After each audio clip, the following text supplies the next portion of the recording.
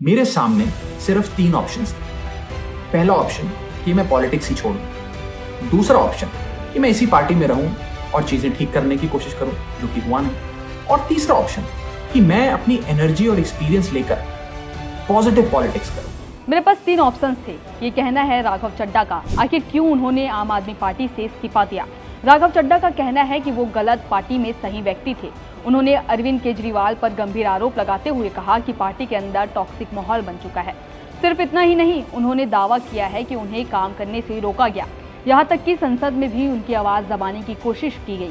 अब सवाल ये है, क्या ये सिर्फ राजनीति है या वाकई कुछ अंदर बड़ा हो रहा था?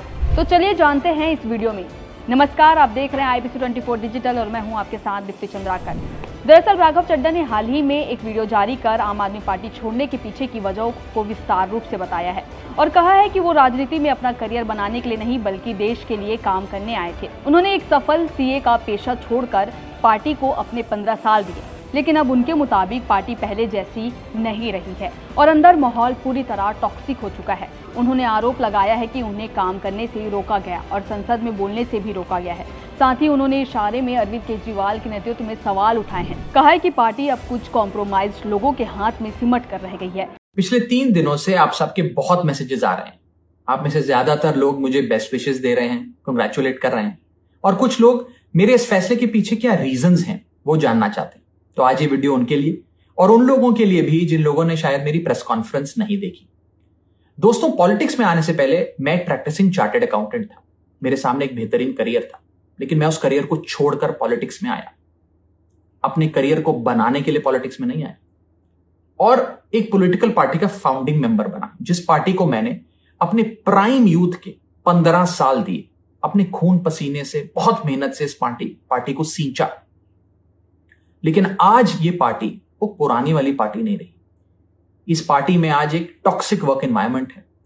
आपको काम करने से रोका जाता है, पार्लियामेंट में बोलने से रोका जाता है, और ये पॉलिटिकल पार्टी आज चंद करप्ट और कॉम्प्रोमाइज लोगों के हाथ में फंसकर रह गई है, जो अब देश के लिए नहीं, अपने निजी पर्सनल फायदे के लिए काम करते हैं। राघव ने बताया कि वो काफी समय से खुद को गलत पार्टी में सही आदमी महसूस कर रहे थे और उनके सामने 3 विकल्प थे।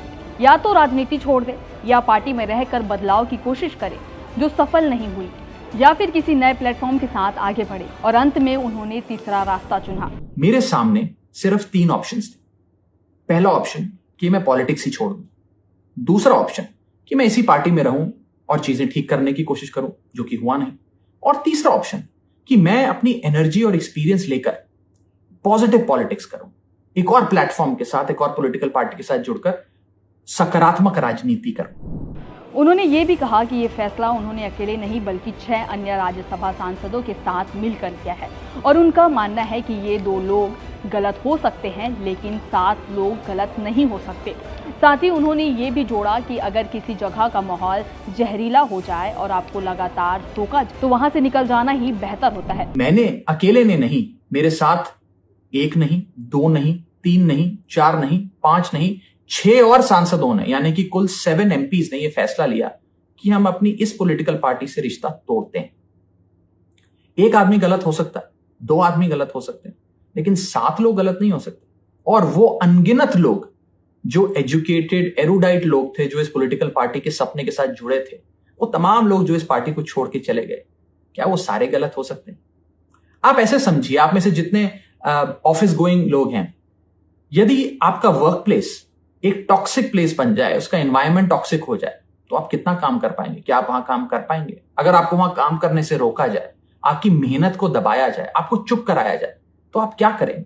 उस स्थिति में सही फैसला यही है कि आप उस वर्क प्लेस को छोड़ दें।